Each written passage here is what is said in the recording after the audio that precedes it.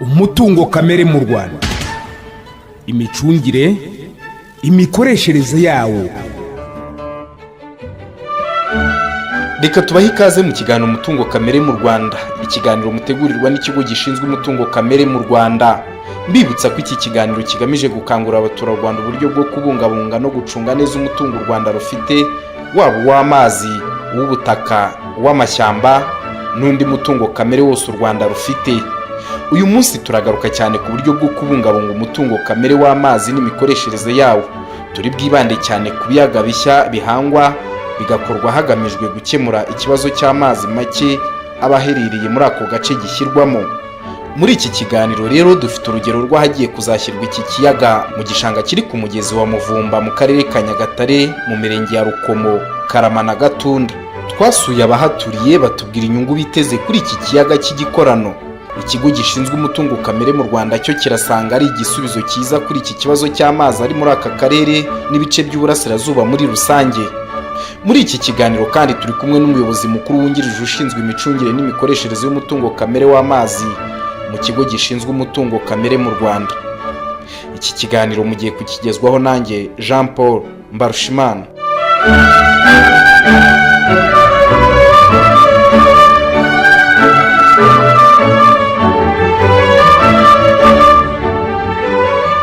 Dutangira ikiganiro reka tubabwire ko umutungo w'amazi uri mu bintu bya mbere by'ibanze mu mibereho ya muntu. Mu Rwanda rero haracyari ibice bimwe by'uburasirazuba bigifite iki kibazo cy'amazi. Kugira ngo iki kibazo gikemuke, leta yasanze bikwiye ko hitabazwa uburyo bwo guhanga ibiyaga bishya byifashishwa mu bikorwa by'ubuhinzi, ubworozi bikunze gukorwa muri aka gace. Umushinga w'ikiyaga cy'igikorano cya Muvumba ukaba uzafasha cyane mu bikorwa by'ubuhinzi bwo mu mirenge ya Rukomo, Karama na Gatunda. Uyu ni umushinga ukomeye kugira ngo dushobore guha amazi abaturage muri aka karere ka Nyagatare, Karangazi, Rwemasha, mbese muri agace muzi ko akenshi nta mazi akunda kuhaba, muzi ko imvura ari nkeya kandi bakaba bafite ibibazo byinshi by'amazi. So umushinga ugamije kugira ngo turebe ko twafata umuvumba tuwukorere icyo bita ingomero ikomeye, noneho dushobore kuyatanga kugira ngo bashobore kongera ubushobozi mu kubona amazi yo kunywa, mu kubona amazi yo guha amatungo, mu kubona amazi bakoresha mu kuhira imyaka, bashobore kubona amazi, mbese amazi yo gukomeza gupfa ubusa. Birumvikana ko iyi damu ni icyo kintu gikomeye kizadufasha gukemura ibibazo by'amazi muri aka gace ko mu Mutara, mu rwego kugira ngo dushobore guteza imbere abaturage muri aka gace mu bibazo by'amazi bafite. Iyi rero ni kimwe mu bisubizo bikomeye cyane byo gukemura ikibazo cy'amazi, no gutuma amazi ataducika, kandi cyane cyane muzi ko amazi abaturage bakeneye amazi, muzi ko amatungo akeneye amazi. Kuya gukora damu rero dukoranye n'aba bakorera, iki ni igisubizo gikomeye cyane mu rwego rwo gukemura ibibazo by'amazi muri aka gace. Reka noneho twumva uduce nyirizina iki kiyaga kizaba giherereyemo.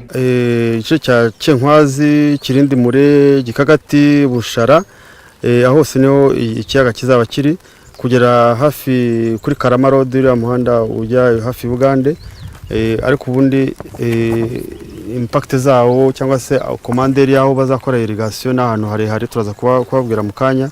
Muri aka gace kose kaza Muvumba kugera kuri M8 hose hazakorwa irrigation, no muri za Kiboga, kuri Nyagatare, muri road Nyagatare, Ryabega road, hose umushinga uzahagera. Noneho reka umuyobozi mukuru wungirije ushinzwe imicungire y'umutungo kamere w'amazi atubwira impamvu bahisemo ko iyi damu cyangwa se iki kiyaga cy'igikorano kigomba kuba hagati y'imirenge itatu navuze tugitangira iki kiganiro. Guhitamo iyi dam site habaje kubaho studies z'ama dam site imwe hano n'indi ruguru, noneho aba expert, aba geologist bacu nabo bakoranye baza kwemeza iyi site y'ahangaha. Birumvikana ari impamvu nyinshi cyane ziri geologique zo kureba nyine mu butaka uko bimeze. Muri damu hano hasi nyine kugera hariya ku mugezi harimo amabumba menshi, ariko hakabamo na ibyo bita za quartzite, ibintu by'amaroshe akomeye. Noneho wagera ku misozi hejuru hakaba harimo ibintu by'amabuye menshi, amabuye menshi ashobora gukoreshwa mu kubaka iyo damu. Bivuga ngo ku mpande zombi z'aka gashanga harimo materiyeri nyinshi zishobora gukoreshwa mu kubaka baraje. Birumvikana ko umutungo kamere w'amazi ufitiye akamaro ubuzima bwa muntu. Igihe iki kiyaga rero kizaba cyuzuye, amazi yacyo azanafasha abahatuye mu iterambere ry'ibikorwa remezo, si uguhinga cyangwa korora gusa rero. Nari bagiye kubabwira ko aya mazi atanga n'amashanyarazi, ku buryo rero ni igikorwa gikomeye cyane cyongera ingufu tuba dushaka mu rwego rwo kugira ngo dushobore kubona amashanyarazi yongera ku mashanyarazi dufite. Birumvikana ko ubukungu buziyongera niba bashobora kongera ubuhinzi bakahinga bakabona n'amazi yo kunywa. N'amazi yo kunywa ntabwo ari ukuvuga ngo ni sosiyete gusa, niyo abantu bafite amazi meza yo kunywa birumvikana ko ubukungu nabo burushaho kwiyongera bugatera imbere. Twasuye aka gace dusanga koko ari agace kabereye gushyirwamo iki kiyaga. Abaturage nabo twaganiriye bemeza ko igihe iki kiyaga kizaba cyahageze bizarushaho kuborohereza mu buhinzi bwabo, cyane ko iki ari igice kivamo izuba cyane. Aho tubwiyeho nk'inshuro imwe yonyine, ariko noneho kubera ko ari ibintu bitinda cyane bimaze iminsi, tuba twumva bifite umusaruro, bishimisha abantu benshi cyane ndetse dukurikije uko babitubwira, ariko ntabwo haburamo bake batabyumva, kubera ko burya ibintu bivuzwe ntabwo bivugwaho buri umwe mu bantu bose. Mu bantu 100 bashobora kubyumva ntabwo haburamo nk'abantu 5 batabyumva, ariko urumva ko abo 5 batatuma igikorwa cyagenwe gukorwa ndetse cyiza kidakorwa. Nkurikije imbaraga mbona bifite ndetse nkumva n'ukuntu bizakorwa, mba numva ikibazo kizahita gikemuka neza cyane. Ikibazo cyari gihari ni icy'amazi, ko bavuga ko ari uburyo bwo kuhira, twajya tugira ikibazo cy'izuba ugasanga tugira ikibazo nyine cyo kurumbya. Noneho rero bivuga ngo nibamara kuhira ikibazo kizahita gikemuka, tuzajya tweza neza nta kibazo.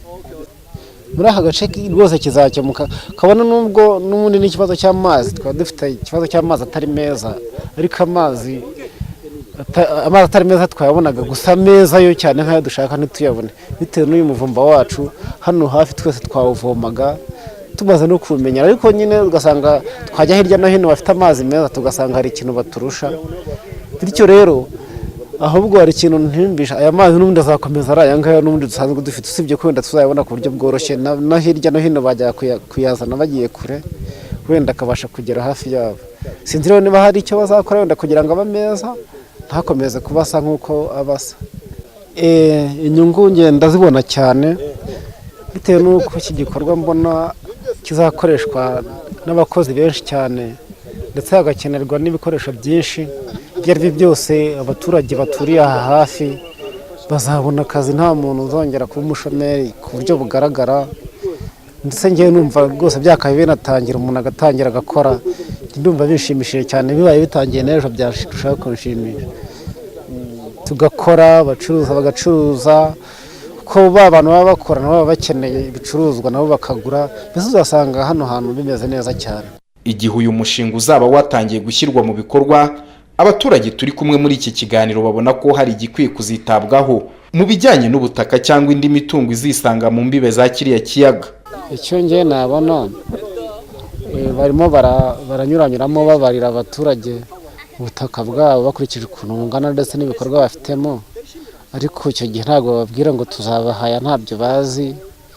Ubwo ushaka kuzasanga nyuma bababwiye ibyavuye muri iryo barura bikabashimisha cyangwa ntibibashimishe bitewe n'uko yasanze yabariwe, ariko kugeza ubu ngubu ntabwo baramenya ngo ese tuzabarirwa dute, bazaduha angahe, bazatuguranira iki, icyo ntabwo barakimenya. Njye nkumva ko nyine abantu bashobora kuzimurwa ku bijyanye n'iki gikorwa, nk'ingurane babaha, wenda bagerageza kumva ko babaha ingurane ishimishije, haba mu mafaranga cyangwa se n'ubutaka muri rusange, bakabasha mbese kubona ko iki gikorwa nta muntu kibangamiye.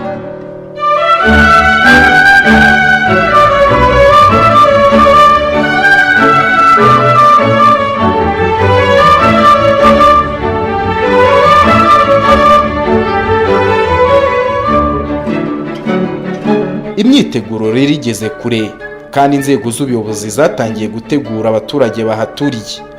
Abaturage mushobora kubabaza mbana bakababwira ngira ngo abenshi barabizi hano bashobora kuba baza bakabyivugira. Icyo dukora ni ukuvugana nabo, ni ukuganiriza nabo kubera ko hari ibikorwa bizabareba bijyanye no kugira ngo bashobore kuba bamwe bashobore kwimuka. Abenshi rero barabizi, gahunda barazizi. Igihe cyo umunsi twabonye amafaranga twashoboye kuyashyira ku ruhande tugatangira ibikorwa, ndumva bazabyitabira nta shiti. Ubu ngubu inyigo turimo turazirangiza, zirimo zirarangira icyo bita feasibility study. Feasibility study yo yararangiye, yerekanye ko umushinga ari umushinga mwiza, ko ari umushinga ufite akamaro, ko ari umushinga ushobora gukorwa, ushobora kuborwa n'amafaranga.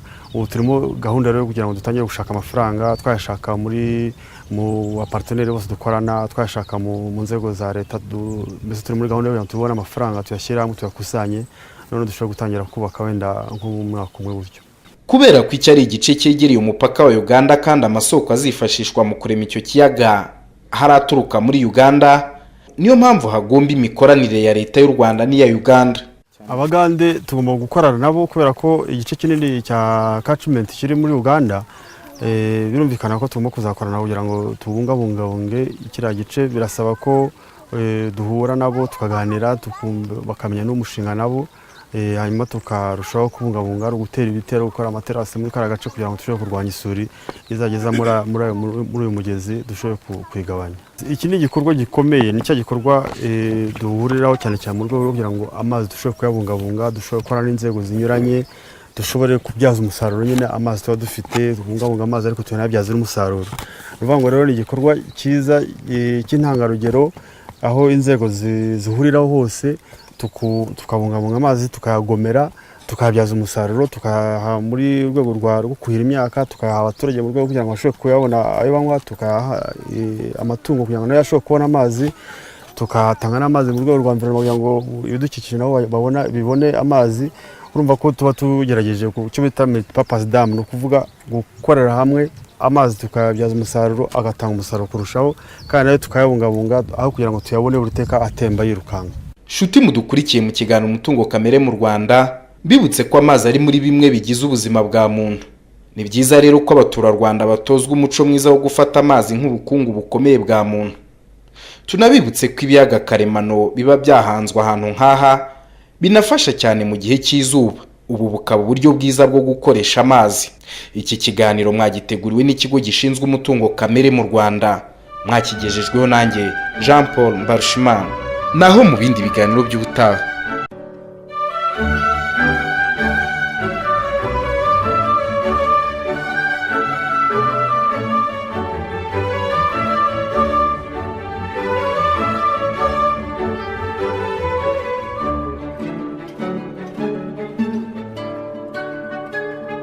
Umutungo kamere mu Rwanda, imicungire, imikoreshereze yawo.